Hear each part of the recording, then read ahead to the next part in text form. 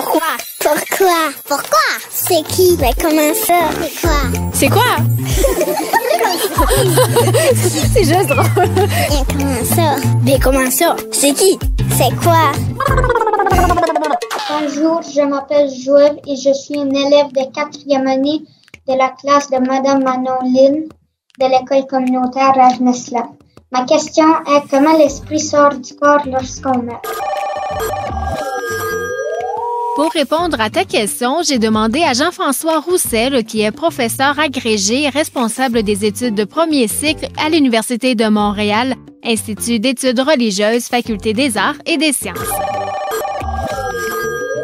Moi, ma spécialité, le domaine dans lequel je travaille, c'est les études religieuses. Donc, je travaille sur les religions. Donc, je vais essayer de répondre à partir de ce que je sais, mais j'avoue qu'on ne sait pas grand-chose de la façon dont l'esprit sort du corps quand on meurt. Personne n'est jamais revenu pour nous le dire, hein, évidemment. Lorsqu'on est mort et on ne revient pas.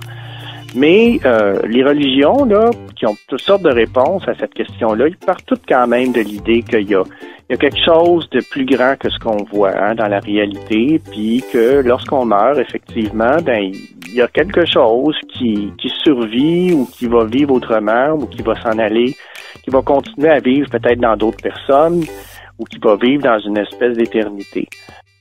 Il y a des chercheurs qui sont pas des chercheurs en études religieuses, là, mais il y a des chercheurs en physique, par exemple, ou qui font des hypothèses.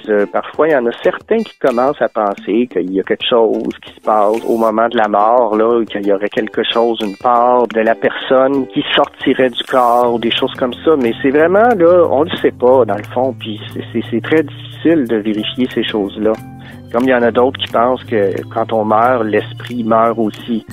Puis, les religions, de leur côté, ont pas vraiment de réponse précise sur comment je pourrais dire la façon concrète dont les choses peuvent se passer quand on meurt. Elles lancent des idées sur ce qui se passe à la mort, pourquoi on continuerait à vivre. Fait qu'il y a par exemple des gens, des religions comme le christianisme, qui disent au fond que quand on meurt, Dieu nous prend en l'intérieur de nous cette espèce de petite étincelle de vie qui est en nous, qu'on peut appeler l'âme, puis il continue de la faire vivre, mais autrement, dans une autre dimension. On peut, nous, comme les vivants, là, de notre côté, ceux qui sont pas morts, on peut quand même rester en lien avec cette petite étincelle de vie des gens qu'on a connus, des gens qui sont décédés. Il y a d'autres religions, comme la religion hindoue, qui, de son côté, pense au fond que cette petite étincelle de vie qui est à l'intérieur de nous, là, elle nous appartient pas juste à notre personne, à nous. Au fond, c'est une petite étincelle de vie qui voyage à travers le temps, puis qui réapparaît toujours de toutes sortes de façons, un peu comme une espèce de petite bulle qui passe son temps à réapparaître à la surface de l'eau.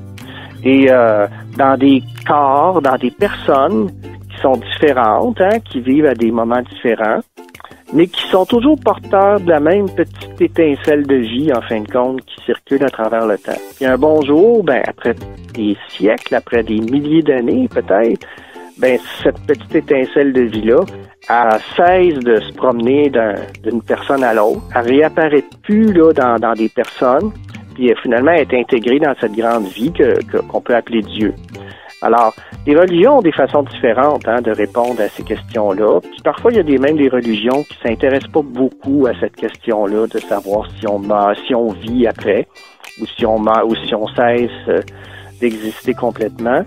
Mais en gros, les religions partent toutes de cette idée qu'on est porteur d'une espèce de petite étincelle de vie qui est plus grande que nous et qui peut continuer quand même d'appartenir à quelque chose qui est plus grand que nous. Merci!